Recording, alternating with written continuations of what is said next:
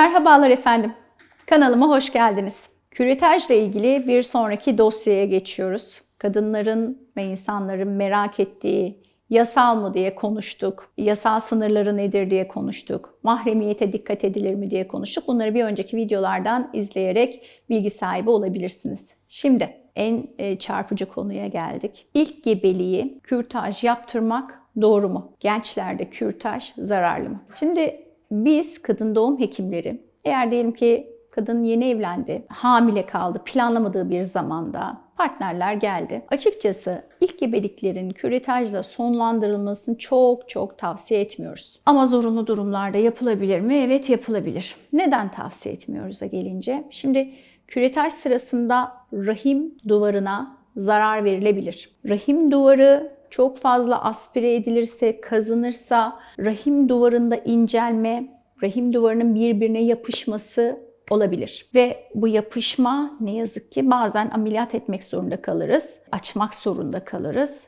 Gebe kalmayı engelleyen bir şey. Ya da enfeksiyon kaparsa tüpler tıkanabilir gibi sebeplerden siz olun. Gebelikten korunmak istiyorsanız etkili bir korunma metoduyla korunun. Yani geri çekmeye güvenli bir metot değil, ya doğum kontrol haplarıyla, ya prezervatifle, ya başka hormonal yöntemlerle korunun. Çünkü biz ilk gebeliklerin kürtajla sonuçlanmasını çok tavsiye etmiyoruz. Ama tabii teknoloji değişti. Eskiden kullandığımız böyle keskin küretler yok artık. Daha yumuşak aletlerle kadın doğum hekimleri rahim içine girerek vakum aspirasyonla boşaltıyorlar.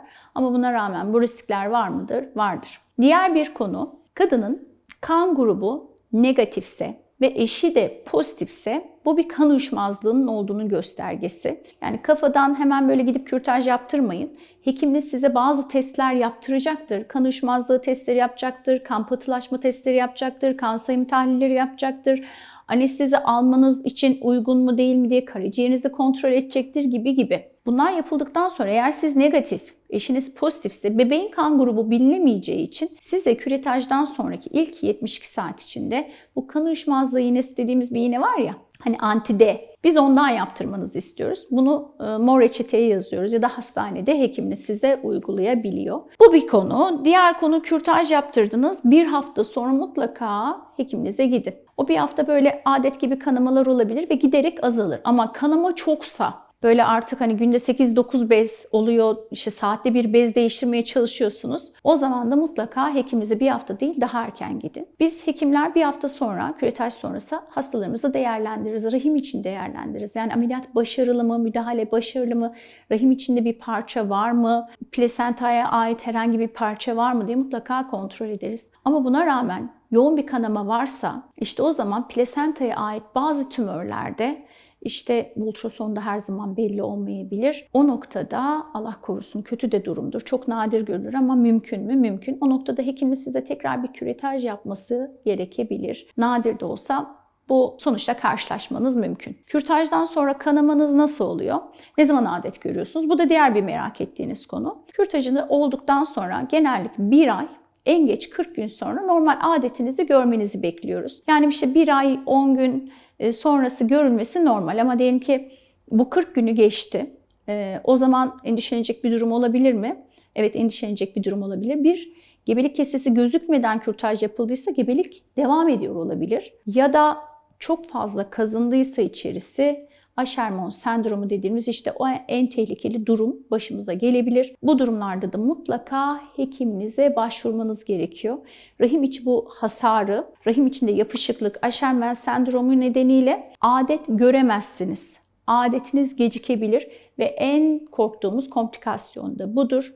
Hamile kalmayı engelleyebilir. Böyle bir durumla karşılaşmamanız için kendinizi takip edin. Baktınız adet görmüyorsunuz, hemen hekiminize gidin lütfen. Kürtajdan sonra peki sizi neler bekliyor? Şimdi kürtajdan sonra biraz istirahat etmeniz gerekiyor. Yani o gün istirahat etseniz iyi olur. Çünkü kasıklarınızda, belinizde kramp tarzı ağrılar oluyor. Bu adet ağrılarına benzeyen ağrı kesici ilaçlarla da bu ağrıları yönetebiliyoruz. İlk bir hafta mutlaka antibiyotik kullanmanızı istiyoruz. İşte ayakta duş almanızı istiyoruz. Bir ay süreyle, hatta bazen 6 haftaya kadar işte havuza girmemenizi, saunaya girmemenizi, denize girmemenizi ve 6 hafta süresince de cinsel ilişkiye girmemenizi istiyoruz. Kürtaj sonrası olan kanamalarda tampon ya da menstrüel kap kullanmayın. Bunu da tavsiye etmiyorum. Kürtaj sonrası kanamada her zaman klasik kadınların kullandığı petleri kullanın. Onun da pamuk veya bambu yüzeyli olduğuna dikkat edin. Sevgili hanımlar, kürtaj sonrası eğer kanamanız fazlaysa, ateşiniz varsa, üşüyorsanız, titriyorsanız,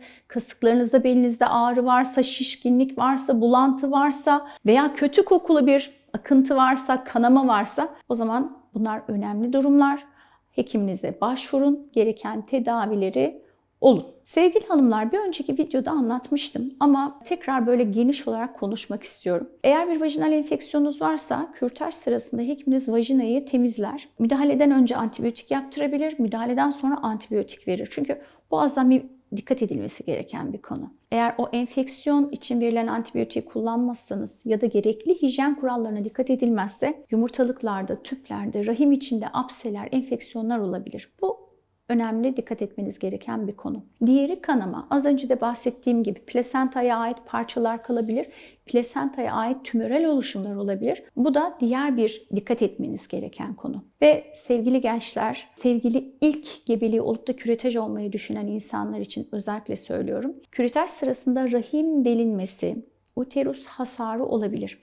Bunu engellemek için öncesinde hekiminiz size vajinal ultrason bakar. Eğer rahiminiz normalde mesanenin önüne doğru şöyle hafif deviyedir, antevert pozisyondadır. Bunu maketle hatta göstermek istiyorum. Maketim geldi. Şimdi rahim nasıl duruyor? Yani rahim dediğimiz uterus. Şimdi makette şöyle şu mesane, şu pubis kemiği yandan kesiliyor, öyle düşünün. Şurası ön kısım. Şu rahim. Şunlar tüpler, şu da yumurtalığınız. Şimdi rahim mesanenin önüne böyle hafif kavisli durur. Bazı kişilerde bu retrovert, yani bu pozisyonu tam aksi arkaya doğru durur. İşte o tür durumları saptayabilmek için hekiminiz işlem öncesi mutlaka size vajinal ultrason bakar. Yani rahim düz mü ters mi diye. Eğer retrovertse o zaman kürtaj materyali boşaltılması zor olacağı için rahimi düzleştirerek içeriye girer ve aspire ederek boşaltır.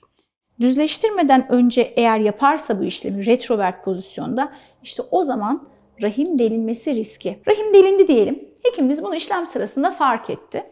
İşte o durumda rahime yeniden pozisyon vererek küretajı sonlandırabilir. Ya da hasarın büyük olduğu durumlarda kapalı ameliyatla karnın içine girip cerrahi onarım yapabilir. Veya küçük bir alansa sizi 24 saat gözetim altında tutabilir. Küretajı yapmayıp bir sonraki haftaya iyileştikten sonra bu yaralanan yer bırakabilir. Onun için de uzman hekimlere, alanında uzman kişilere ve acil müdahale yapılacak yerlere başvurmanız sizin için önemli.